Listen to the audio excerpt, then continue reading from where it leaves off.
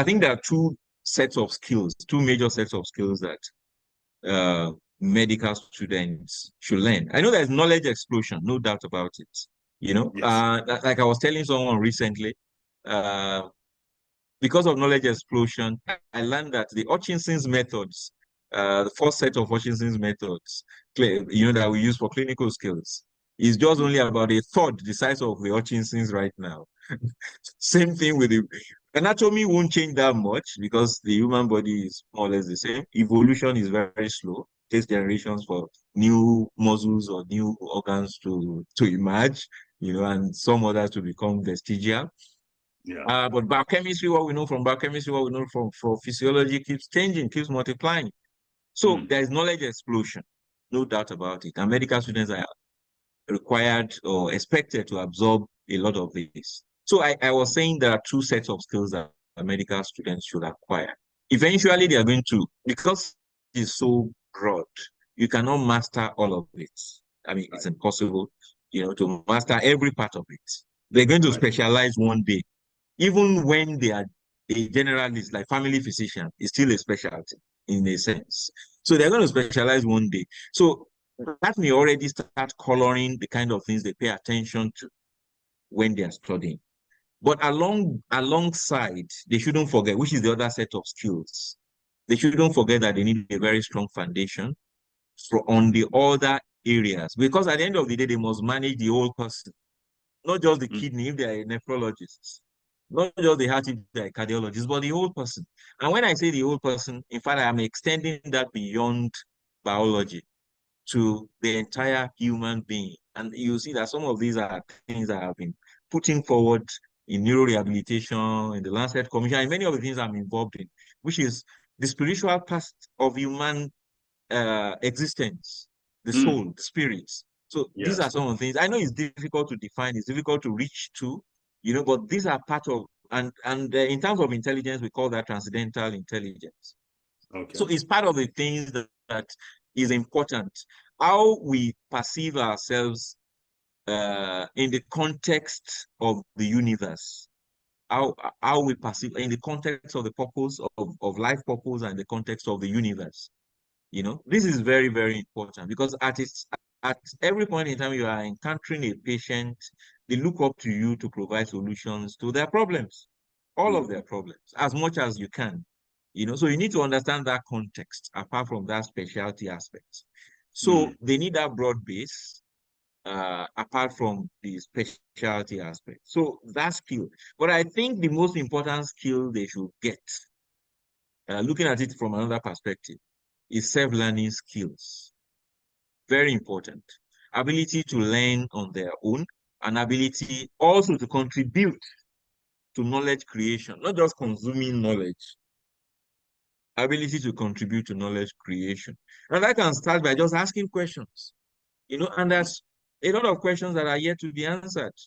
A lot of things that we can dream about and that may become realities Mm. in future. For instance, many people look up to us and think we should be able to cure hypertension. But we are not able to cure hypertension. We know as doctors that we are not curing hypertension. But if you ask the lay people, they think that when they see you, you should be able to cure their hypertension.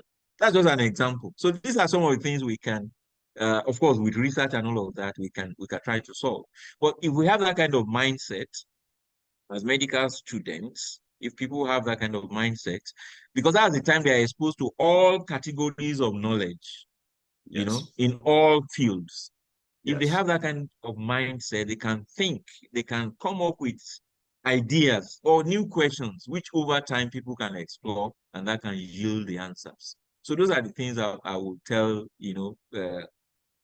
intending medical students, prospective medical students, or even current medical students, that knowledge is it, knowledge is transformative, and they are in a profession that uh, basically they are almost like playing the role of God. In fact, today I gave a lecture on synthetic biology. With what is going on now and what is going to continue even in the future with stem cell therapy, with genomics, with transomics, with artificial intelligence, with so many things that we now know, we are able to make organs, you know, we're able to almost play God. We're able to modify biology. We can make yeast cells to produce insulin or human milk. We can make yeast cells to produce cow milk. We can produce genetically modified mosquitoes. We can produce crops that within the fruits, they have drugs, they have vitamins. So we can do almost the unthinkable, almost the unimaginable. And I was at some point even thinking, that of course we know that we are not the creator, we were created. But it looks like to some extent we are also able to create. And then I was beginning to look at this and say that perhaps we are made in the image and likeness of God. So if God is able to create, maybe God has also empowered us to create, but we have to do that responsibly. So we are almost able to do the unthinkable. And I jokingly mentioned that 200 years ago, if somebody said he was going to fly to America, they would tell him that he will need witchcraft to be able to do that. But now you need only an aircraft to do that. So a lot is happening. Yeah. A lot is happening. You can almost achieve the unimaginable.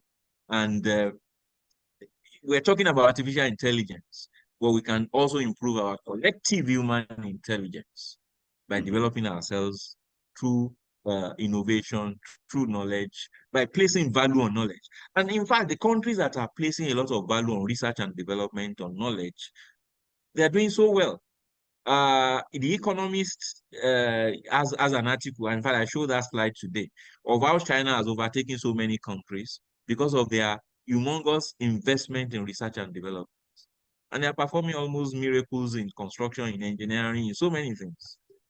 So we need to invest in knowledge, both personally, individually, and collectively, and that is the future. And that is even the now, because knowledge is power, knowledge is transformative.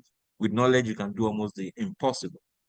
And knowledge and using knowledge is what intelligence is all about. It's ability to know, perhaps what others don't know, an ability to use that knowledge in ways others don't know, an ability to use that knowledge to solve problems that has monumental impact across very wide space and time.